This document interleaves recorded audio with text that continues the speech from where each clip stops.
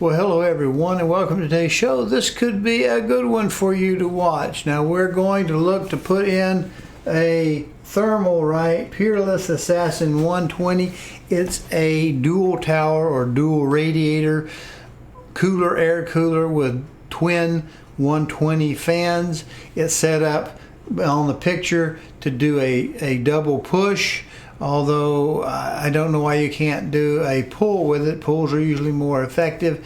The thing is, it's offset. The coil, the rads are offset so that you can put it in where it's in high in a case or put it where it's a little lower in a case. It does have to go horizontal. A lot of different coolers. This one seems to be highly regarded online. We're going to see if we can fit it in there, because quite honestly, it's going to be tight. I measured as best I could. I already have one conflict I'm anticipating, which will be with the NVMe heatsink. It's a big giant horizontal flow. It looks like it's going to be a conflict there. I've got a separate one for that. The unit itself says that it is about 66 CFM, and it says that, so that should match up with our thermal take pure A12 exhaust that's right out but in line with it, so it should take it straight out. It should work well there if we can get rid of any conflict. But if it mounts high, it's hard to get to the clips for the fans, and if it mounts low, it's very, very close to the video card, and I can't access the drive there. And if I put it in a push standpoint, it's going to conflict with the height of the drum sticks that are in there, and I can't get to the A bank. Won't be able to get to them without pulling the cooler. And if I put it in a pull situation, I have a fan that sits on top of the I/O shield that's right there. So it's just fiddly. What do you say we watch it and see how it turns out? Maybe I didn't even get it in there.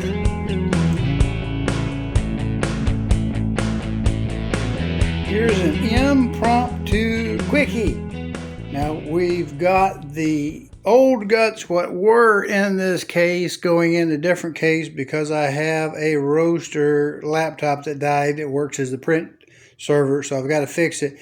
I'm going to pull this smaller cooler, this Cooler Master, out and put it in that one, if in fact the Peerless Assassin version works in this case. Now this is an ATX case, but it looks like it's going to be tight. I've measured using straight edges and tape measures, and it should fit. We're going to find out. I've taken the fan off. We're going to do those 4 screws, and then we're going to clean off the Cooler Master and the chip, because I don't want to mess up this device, this Peerless Assassin, if in fact I can't get it to close. And I don't have to necessarily mount it down to set it on the chip, and to see if we're able to clear that RAM on that side and to still clear the VRM and I/O heatsink there. And if I get down there, you can see the other VRM heatsink on the other side, but it's going to be tight, I'm afraid, but it should work if I've measured right. Is this dumb luck or is this skill? We just do fit in there as I thought it would, but I do have a problem down there at the NVMe solid state device. You see that we are in fact resting on that giant heatsink. Now that shouldn't be a problem, because I did in fact anticipate this, having measured. If I checked it out just right, and I have a different heatsink we'll use for that location. Choose the correct back plate and peel off the little self-sticky thing to hold it in place, and there you have it.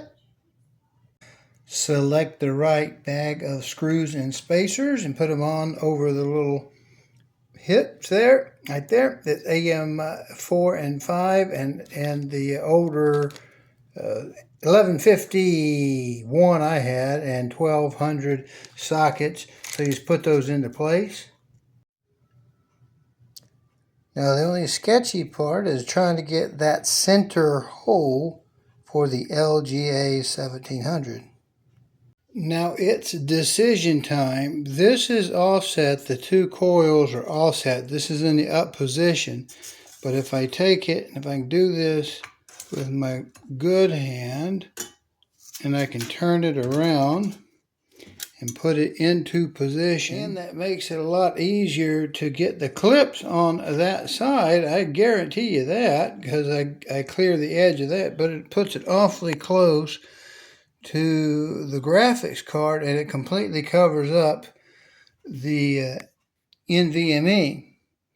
Also, I have the issue of, if we do a standard double push, I have to have this jacked up on top of the coil, and then it would of course go in between here exactly the same way. But I could theoretically do a pull, because oftentimes pulls are better than pushes because of the way it wants to pull the air through the coil versus force it back up into it. And that would set the other one on this side of the coil, and it would make it where I could access the memory on that side. The question is, if it's marginally worse, it won't hurt me any, and if it's getting really close to here, the difference is I won't be able to see the pretty red fan nearly as well.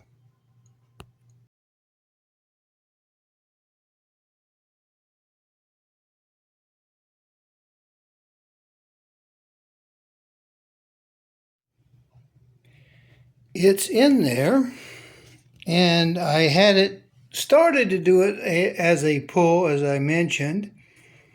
The problem that I ran into was that the bearing throwout on these fairly cheap fans may hit the coil if they get wobbly. I don't know.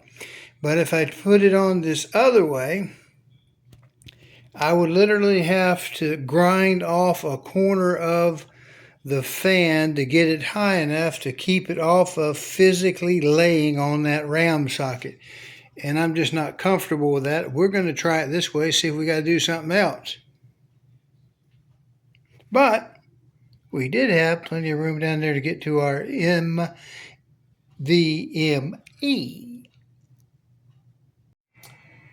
where I hear them loading up. But you see how much edge I got past there, how high it had to be, because it's also high on this side down there at the heatsink. So this is, I don't know, you might have a bigger board for this, but it's just, that thing's sitting right on it.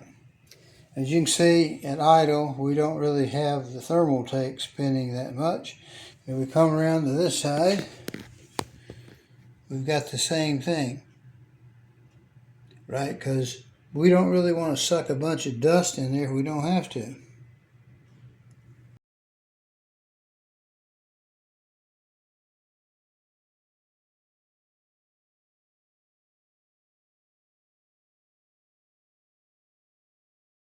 If you like this content, please go to calldeltosell.com, find the tab that says on YouTube, click it, and it'll open up a page of QR codes.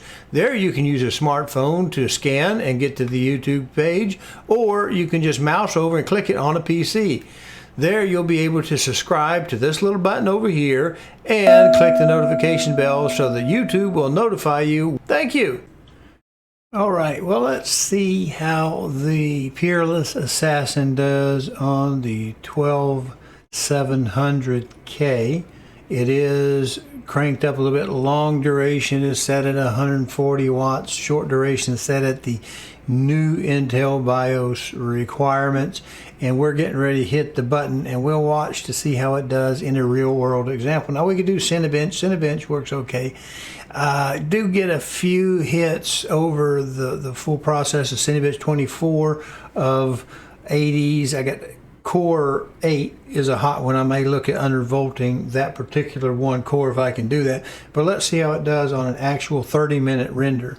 Now I may speed this up because it's going to take about 7 minutes, but it'll give us a good example when we get down to the end what it's going to be like. Here we go.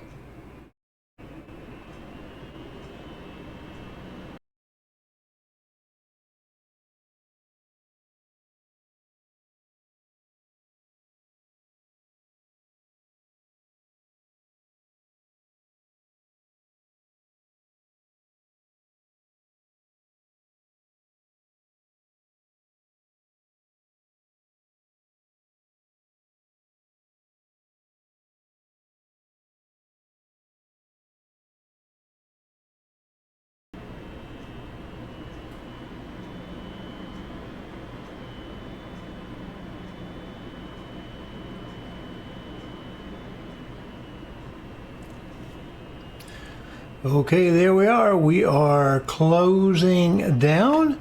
The program has run. You can see as well as I can that the hottest core we hit during that render was 61 degrees C. And we'll see how quickly we cool back down. We weren't running a full wattage on that. And we did stay